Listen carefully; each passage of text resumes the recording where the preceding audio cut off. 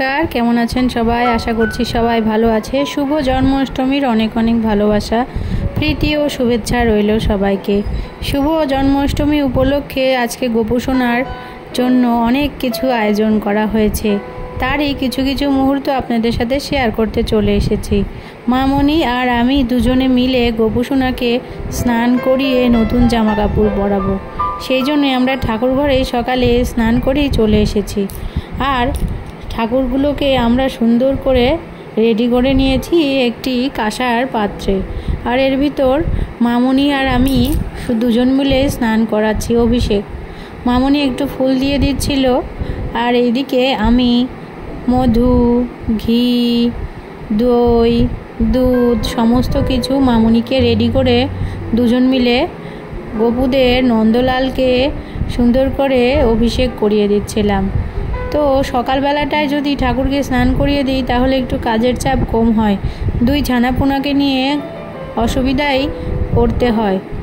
তো একদিকে কাজ হয়ে গেলে সুবিধা, যদিও এটা রাতের বেলা অভিষেক করাতে হয়, কিন্তু আমরা দিনের বেলায় প্রায় 12টার পরেই করে নিয়েছিলাম, কারণ দুজন বাচ্চাকে নিয়ে অসুবিধা। এদিকে মামনিরও শরীর কিছুটা খারাপ, তাও স্নান করে চলে এসেছে মেয়েটা পুজো দিতে। সুন্দর করে এবার গঙ্গা জল দিয়ে গোপু সোনা নন্দলালদেরকে পরিষ্কার করে স্নান করিয়ে দিচ্ছি, যেন গায়ে কোনো রকম দই দুধ না লেগে থাকে, তাহলে কিন্তু পরে পিঁপড়ে চলে আসে আসনে। এবার গোপুদেরকে এবার আমি ব্লু ড্রেস কিনেছি দুইজনকে একই কালারের। তো দোকানে অনেক খোঁজাখুঁজির পরে মিলে যেহেতু পেয়েছি, এটা ঠাকুরেরই মনে হয় আশীর্বাদ। অনেক রকমের ড্রেস দেখানোর পরে মন থেকে ইচ্ছে ছিল একটি ব্লু কালারের ড্রেস পরাবো আমি গোপুদের। আর দেখো ঠাকুর কীরকম মিলিয়ে দিয়েছে।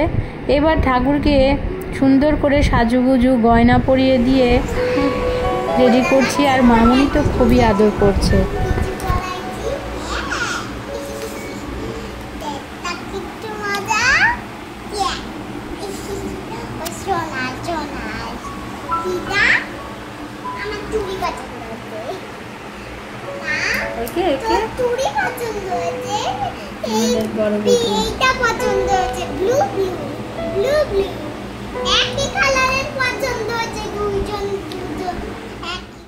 মামনি যেহেতু ভাত খায়নি তাই বললাম গোপুদেরকে একটু ফুল দিয়ে দাও, তো কিন্তু সুন্দর করে আসমন করে ঠাকুরদের আগে ফুল দিয়ে সাজিয়ে দিল, আর আমি ফুলের মালা গেঁথে গোপুসোনাদের পরিয়ে দিলাম।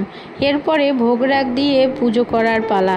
তো সমস্তটা পুজো না দেখালেও কিছু কিছু অংশ আমি তুলে ধরেছি। মামনি এরপরে ভাত খেতে যাবে, কারণ অনেকটাই বেলা হয়ে গিয়েছে, কত সময় আর না খেয়ে থাকবে। তো আমি সকালের দিকে ফল টল দিয়ে ঠাকুরকে পুজো দিয়ে দিলাম, ফল মিষ্টি যেটুক ছিল আর কি। এদিক মহাদেবকে আর মা লক্ষ্মীকেও সুন্দর করে পুজো করে দিয়েছি ভোগ টোগ দিয়ে। আর আমার গোপু চলে এসেছে, ওকে বললাম একটু প্রণাম করো। ও বাবা, ওর এর আগেই এসে গোপুর ভোগ লাগাতে লাগাতেই শশা নিয়ে চলে গেছিলো। কিছু আর করার নেই, ওর সব ভোগ থেকে যে কোনো একটা ফল বা একটা মিষ্টি ও তুলে নেয়, অন্যগুলো কিন্তু নেয় না। এরপরে কিন্তু গোপুদের রাতের জন্য আবার রেডি করছি তালের বড়া, যেটি নাকি আমার গোপাল সোনাদের অনেক প্রিয়। তালের বড়া, তালের ক্ষীর, তালের পায়েস। তো আমি এবার তালের ক্ষীরও করে দেব ভাবছি, তাই দুধের অপেক্ষায় বসেছিলাম।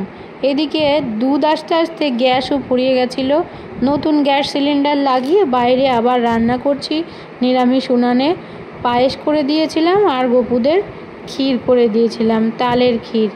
এই আমার যেইটুক কুলিয়েছে আমি সেইটুকুই করেছি, হয়তো গোপাল এটুকুই খুশি হয়ে যাবে, কি বলেন সবাই?